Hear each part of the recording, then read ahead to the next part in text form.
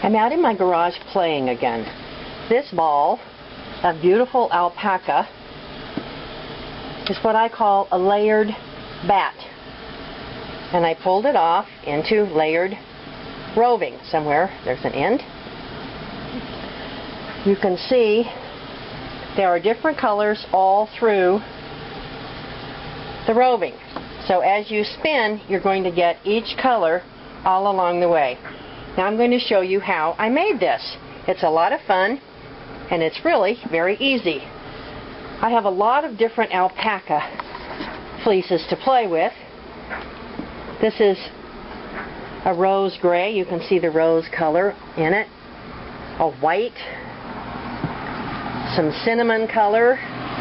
Very, very light fawn. Another light. A cinnamon. A white. A very light beige. Somewhere there's another gray. Here's just a plain gray that's not a rose gray. And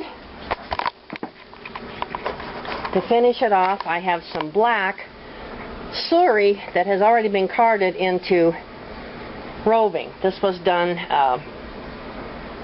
the alpaca came from a friend of mine, and then it was sent off and carded. So I'm going to layer these on the drum card. I'm going to use my super card just because it's here, but you could use any drum card. I'm going to layer each one at a time. I'm not going to show you all of them, but I'll show you a little bit of it.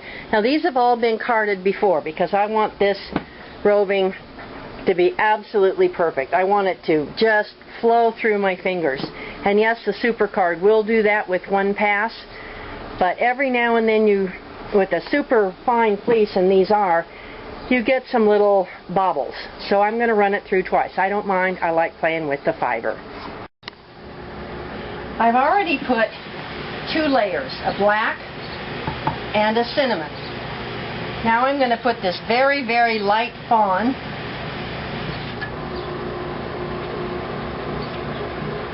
It's very important, even if you want a thick layer, to just put thin layers through the carder. You can see how thin and fine this is.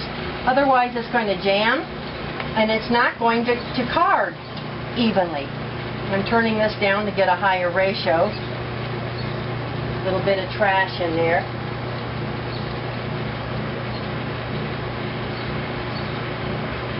This is the burnishing tool, and it helps pack the fiber down. Even if you're not using an electric carder, the biggest problem people have with carding is that they put too much through.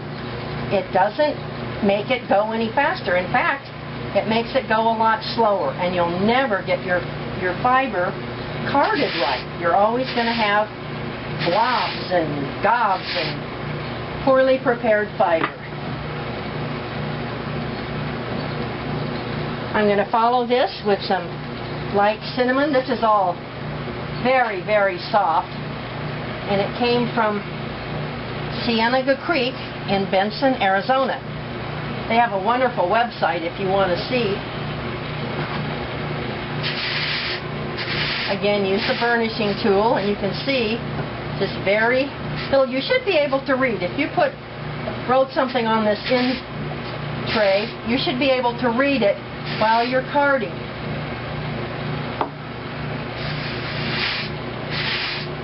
When it builds up like that, it just means I need to use the burnishing tool. You'll see as it comes around now that it's coming off. Too much watching fiber go through is really just overdose, so I'll be back when I've got the drum filled with all the various fibers. I think next I'll do a white, and I'm going to open this out so that it's very, very thin before I feed it in. This is a very light fawn. When I first carded this, I just made small bats. Then I divided the bats in half because I'm going to make 2 drumfuls of layered roving, layered bats.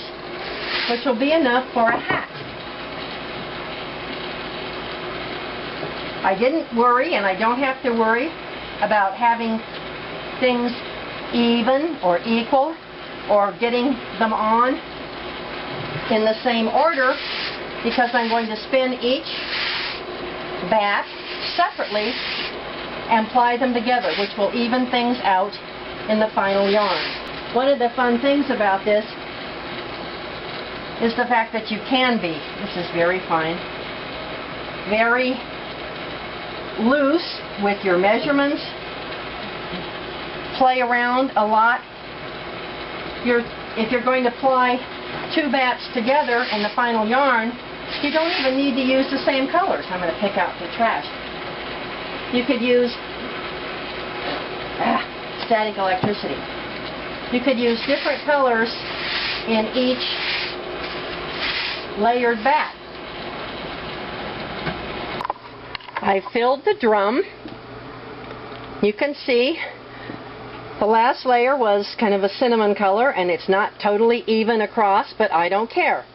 Here's the split, and I'm going to come back and pull this off into a roving. I'm going to pull a roving. You can take this off by coming all the way across and removing the whole bat and tear your bat into strips, but I really like to pull it off. So my roving is all done. I'm using my favorite melt cap diz, and when I put it on, I put the flat side toward the carder. This is used backwards from using a cow horn diz where you put the curved side down, and the reason I do it this way is because it allows me to pull the fiber and clean the drum a little better. And I'm going to open my drawer and let the roving fall into it so it doesn't get on the floor, which is kind of messy. Just pull hand over hand. If you want a finer roving, you can use a smaller diz or use thinner bats. Thinner bats is really the easiest way to go. While I've used natural color fibers, you can use dyed fiber. You can use different fibers and have a bat of various fibers all layered. I'm going to keep pulling while I keep talking. I'm pulling this off so I get each fiber, each layer, all through the bat. You can use one or two colors if you want. You could layer two colors 3 or 4 times on here. You could just do 3 thick layers. There are a million ways to do this. Your imagination is your only stopping point. The more you can think of, the more ways you can play. And there again, you do not have to pull this off. You can take off the whole bat. You can pull bats off of any drum card. It doesn't have to be the super card. The main thing is to be sure, especially if you're not using a super card where you need to run the fiber through 2 or 3 times, that the fiber is well prepared before you layer it. There's nothing worse than having a beautiful layered roving only to find out your fiber preparations stank. Here's my roving. I have 2 of them. They're not perfectly matched, but they are alike.